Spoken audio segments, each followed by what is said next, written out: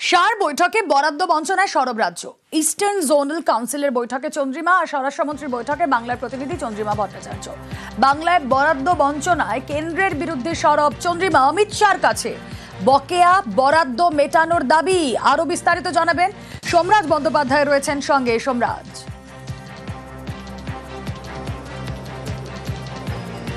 দেখো, আজ ঝাড়খণ্ডের রাঁচিতে ইস্টার্ন জোনাল কাউন্সিলের বৈঠক হয়, যে বৈঠকে রাজ্যের প্রতিনিধি হিসাবে রাজ্যের স্বাধীন দায়িত্বপ্রাপ্ত অর্থ প্রতিমন্ত্রী চন্দ্রিমা ভট্টাচার্য গিয়েছিলেন।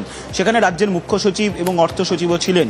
সেই বৈঠকে উপস্থিত থেকে কেন্দ্রীয় স্বরাষ্ট্রমন্ত্রী অমিত শাহের উপস্থিতিতেই ফের কেন্দ্রীয় বঞ্চনা নিয়ে সরব হলো রাজ্য। যেটা সূত্র মারফত জানা যাচ্ছে, ব্যাকওয়ার্ড এরিয়া ডেভেলপমেন্ট ফান্ড যে প্রকল্প বা কর্মসূচি কেন্দ্রীয় সরকার বর্তমানে বন্ধ করে দিয়েছে, কিন্তু যে প্রকল্প কেন্দ্রীয় সরকার 2016-17 সাল পর্যন্ত চালু রেখেছিল, সেই প্রকল্পে রাজ্য এখনো 2330 কোটি টাকা পায় কেন্দ্রের থেকে, কিন্তু সেই টাকা এখনো পর্যন্ত কেন্দ্র দেয়নি রাজ্যকে।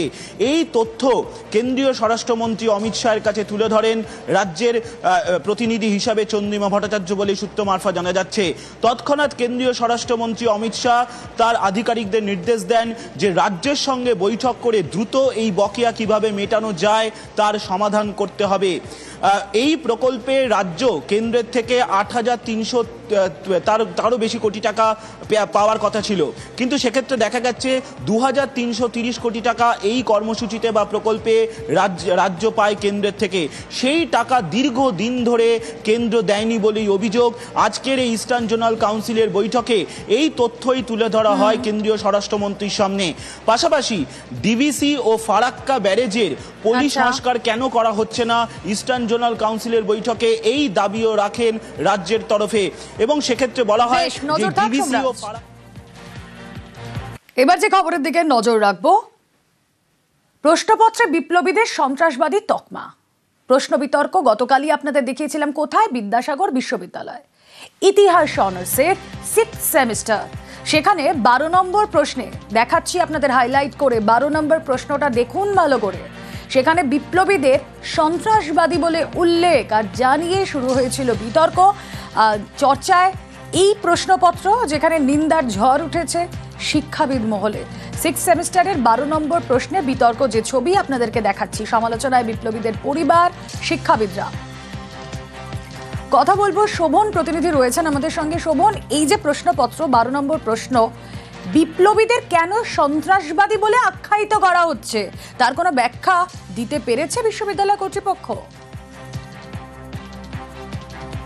একেবারে দেখো রমিলাদি, যেটা বিশ্ববিদ্যালয় কর্তৃপক্ষের সঙ্গে কথা বললাম, অর্থাৎ বিশ্ববিদ্যালয়ের ভিসি যিনি আছেন তিনি প্রেস বিবৃতি করেছেন। প্রেস বিবৃতি দিয়ে তিনি যেটা জানিয়েছেন যে এই যে সন্ত্রাসবাদী বলে কথাটি উল্লেখ করা হয়েছে, সেটি মূলত বঙ্গানুবাদ, অর্থাৎ হচ্ছে যে ইংরেজিতে যে কোয়েশ্চেন ছিল সেই ইংরেজির কোয়েশ্চেনের বাংলায় অনুবাদ করতে গিয়ে কিন্তু যে শব্দটি উঠে এসছে সেটাই কিন্তু ব্যবহার করা হয়েছে।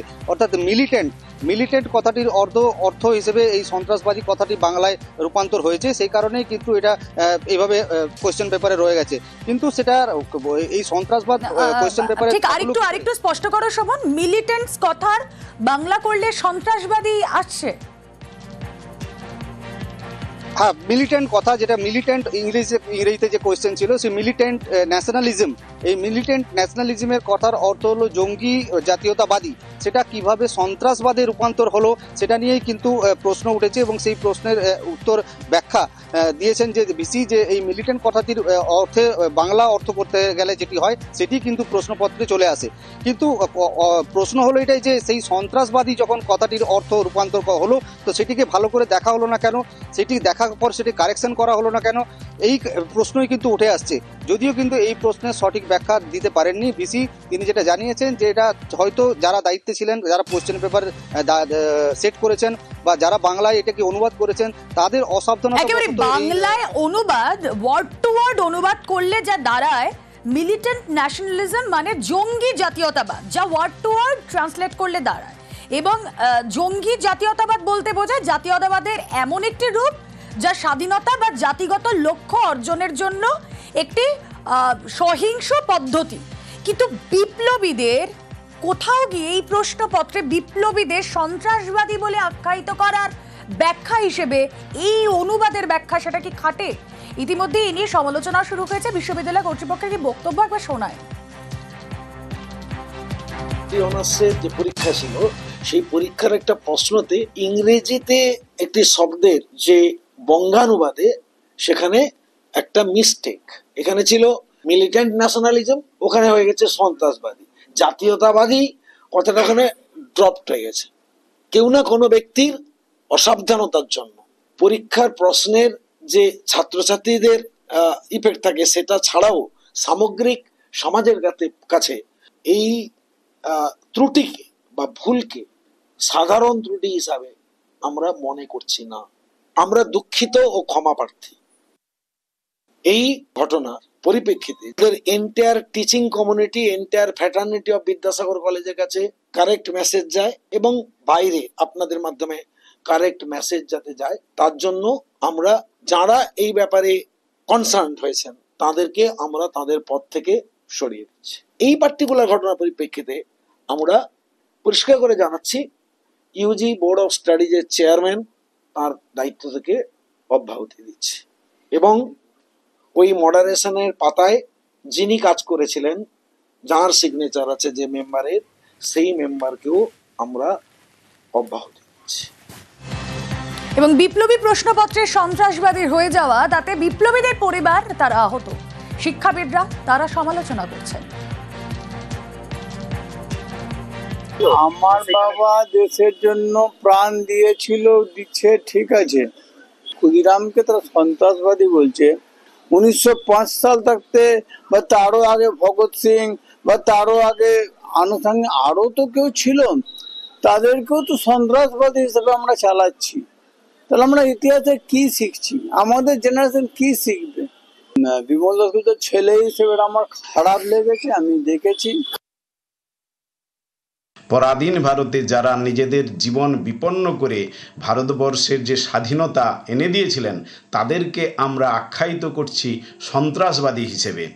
এই যে প্রশ্নপত্রের মধ্য দিয়ে ছাত্রছাত্রীর মহল এবং সমাজের সর্বস্তরের যে বার্তা গিয়েছে তা অত্যন্ত নক্কারজনক। আমরা এই প্রশ্নপত্র বা এই ধরনের যে প্রশ্ন তার তীব্র ধিক্কার এবং প্রতিবাদ জানাচ্ছি। আর এই নিয়ে কি বলছেন পড়ুয়ারা? বিপ্লবীদের অপমান মানে আমার মনে হয় এখানে আমাদের প্রত্যেকটা সমাজবদ্ধ জীবের অপমান। এনারা এই মডারেশনে ছিলেন, ওনাদের রিক্রুটমেন্ট হয় বাম আমলে, তো ওনারা আমাদের সরকারকে কালিমা লিপ্ত করার জন্য এই ধরনের প্রশ্নপত্র করেছেন বলে মনে হয়। ইচ্ছাকৃত বলে ভুল নয়, এটা ভুল তো আমার মনে হয় না, এটা শুধু অপরাধ। ভবিষ্যতে যেন এরকম অপরাধ আর না হয় এই দাবি জানাবো আমরা। ছাত্র হিসাবে আমার এটা আজকে আমার নিজের লজ্জা লাগছে যে আমরা যাদেরকে আদর্শ মনে করি তাদেরকে যেভাবে সন্ত্রাসবাদী আখ্যা দিয়ে দেওয়া হচ্ছে, এটা আমরা মেনে নিতে পারছি না। আমরা এখন থেকে আমরা বিদ্যাসাগর বিশ্ববিদ্যালয়ের অ্যাডমিনিস্ট্রেটিভ বিল্ডিং এর সামনে আন্দোলনে বসছি। একটাই দাবি, সেটা হচ্ছে নিঃশর্ত ইমিডিয়েট ক্ষমা চাইতে হবে। এটা আমার মনে হয় না কোনো ভাবে ভুল হয়েছে, নির্ধারিতভাবে ক্রিমিনালিটির সঙ্গে একদমই সতর্কভাবেই করা হয়েছে। যে বা যারা এই প্রশ্নপত্র করেছেন আমরা দায়ভার তাদের উপরই চাপাচ্ছি। ওনাদের অবশ্যই নিঃস্বার্থ ক্ষমা চাওয়া উচিত, কারণ কোনোভাবেই বিপ্লবীদের সন্ত্রাসবাদী হিসেবে আমরা ছাত্র হিসেবে এবং ভারতবর্ষের মানুষ হিসেবে, ভারতবাসী হিসেবে, স্বাধীন ভারতের নাগরিক হিসেবে কখনোই মেনে নিতে পারি না। বিশিষ্ট শিক্ষাবিদ পবিত্র সরকার, তার সঙ্গেও আমরা কথা বলেছিলাম, শুনুন তার প্রতিক্রিয়া। যিনি প্রশ্ন করেছেন তার তো এই কথাটা অন্তত জানা উচিত যে ভারতের ইতিহাসে যারা বিপ্লবী ছিলেন, স্বাধীনতার জন্য প্রাণ দিয়েছেন, তাদের সন্ত্রাসবাদী বলাটা মারাত্মক ভুল।